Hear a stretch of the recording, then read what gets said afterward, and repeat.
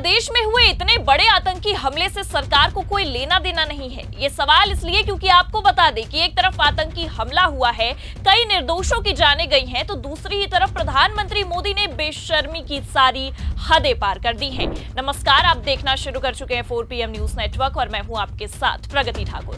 दरअसल आपको बता दें कि पहलगाम हमले को बीते अभी मुश्किल से 2 दिन भी नहीं हुए और देश के प्रधानमंत्री ने अपनी मलाईदार सत्ता की रोटियां सेकना शुरू कर दिया है। जी हां, आपको बता दें कि एक तरफ पहलगाम में आतंकी हमला हुआ है और दूसरी ही तरफ पीएम मोदी बिहार में ठहाके लगा रहे हैं। और इतना ही नहीं बल्कि साहिब ने तो बेशर्मी की सारी हदें पार करते हुए पीड़ितों को श्रद्धांजलि देना तो दूर, सर्वदलीय बैठक तक में जाना जरूरी नहीं समझा है, जिसके बाद बवाल खड़ा हो गया है। तो फिलहाल पीएम मोदी ने ऐसा क्या किया जिससे विपक्ष के निशाने पर आ गए हैं, आपको बताएंगे। और पहलगाम हमले के पीछे का सारा सच कैसे मोदी के मंत्री ने ही खोलकर सामने रख दिया है, उस पर भी आएंगे। लेकिन उससे पहले आप ये खबर देखिए।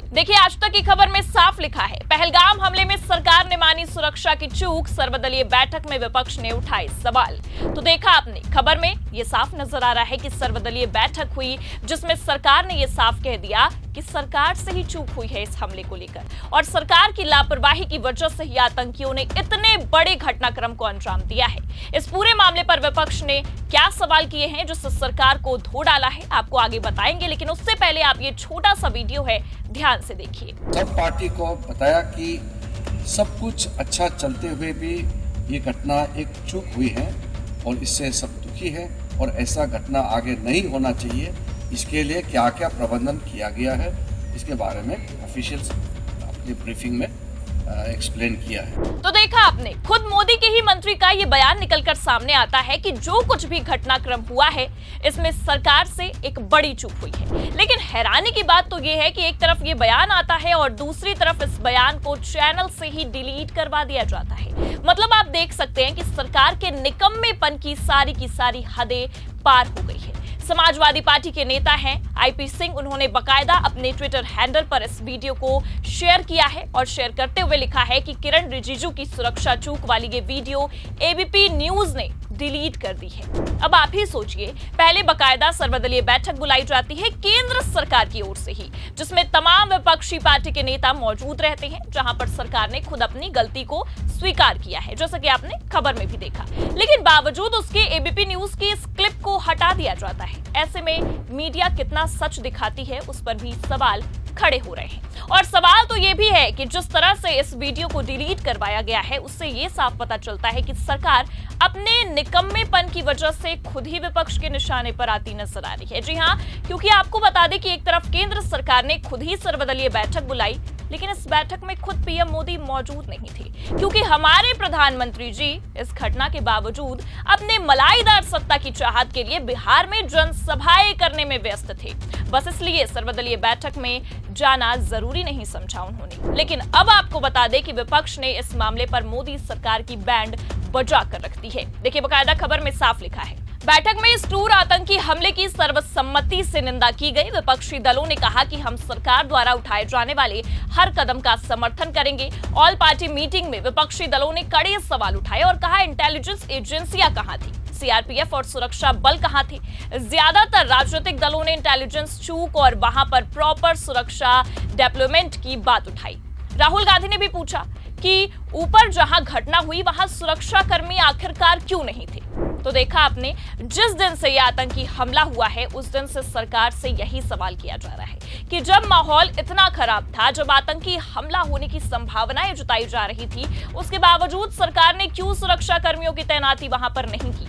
राहुल गांधी ने भी सवाल दागे हैं। भारतीय जनता पार्टी की एक नहीं छोड़ी है, लेकिन बावजूद उसके सरकार अब भी अपने बचाव में लगी है। देखिए आगे सरकार की ओर से जवाब में क्या कहा गया है, खबर में लिखा भी है। इस पर सरकार का कहना था कि आमतौर पर इस रूट को जून के महीने में खोला जाता है जब अमरनाथ यात्रा शुरू होती है, क्योंकि अमरनाथ यात्रा के यात्री इस जगह पर रेस्ट करते हैं। इस बार लोकल टूर ऑपरेटर्स ने सरकार को बिना जानकारी दिए हुए वहां पर टूरिस्ट की बुकिंग लेनी शुरू कर दी और 20 अप्रैल से वहां पर टूरिस्ट को ले जाना भी शुरू कर दिया, जिसकी जानकारी लोकल अथॉरिटीज को नहीं थी। इस वजह से वहां पर डेवलपमेंट नहीं किया गया। क्योंकि इस जगह पर अमरनाथ यात्रा के शुरू होने से पहले डेवलपमेंट हर साल जून के महीने में होता है।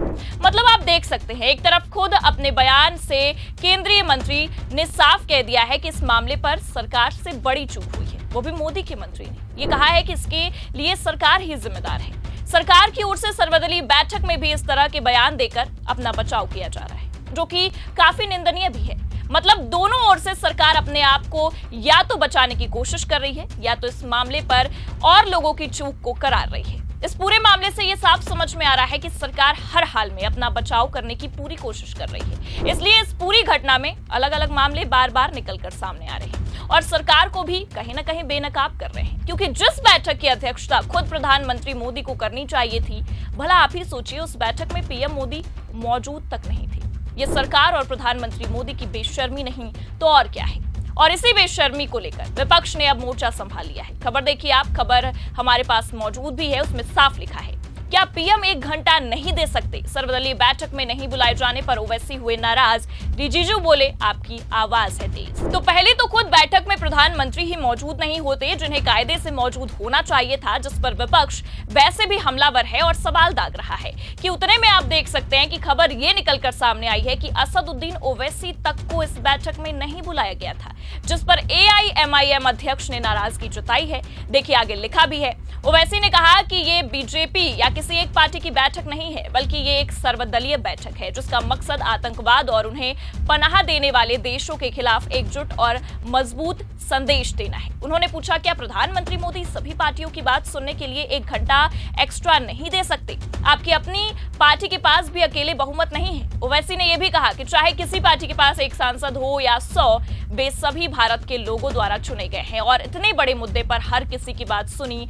जानी चाहिए। और इतना ही नहीं, बल्कि आपको यह भी बता दें कि सांसद ने अनुरोध तक किया है पीएम मोदी से और कहा है कि ये कोई राजनीति का मुद्दा नहीं है, बल्कि ये देश से जुड़ा एक बड़ा मुद्दा है, इसलिए हर पार्टी की बात सुनी जानी चाहिए। उन्होंने प्रधानमंत्री मोदी से अपील करते हुए कह डाला है कि मैं प्रधानमंत्री से यह अनुरोध करता हूं कि इस बैठक को एक सच्ची सर्वदलीय बैठक बनाया जाए। संसद में जिन जिन पार्टियों के सांसद हैं उन सभी को इस बैठक में बुलाया जाए। लेकिन इन सब के बावजूद आपको बता दें कि भारतीय जनता पार्टी और आलाकमान ने सारी की सारी हदें पार कर दी हैं, क्योंकि जिस बैठक में राहुल गांधी, सोनिया गांधी, मल्लिकार्जुन खड़गे तक मौजूद रहे, उस बैठक में प्रधानमंत्री मोदी की अनुपस्थिति कई सारे सवालों को जन्म देती है और कहीं ना कहीं ये साफ करती है कि सत्ताधारी पार्टी के लिए जनता से ज्यादा सत्ता की रोटियां प्यारी हैं, क्योंकि घटना को बीते मुश्किल से 2 से 3 दिन तक नहीं हुए, लेकिन पीएम मोदी बिहार चुनाव के लिए जनता को साधने पहुंच चुके हैं और खोखले दावे करते और मंच पर नीतीश कुमार के साथ ठहाके लगाते भी नजर आ रहे हैं। खैर,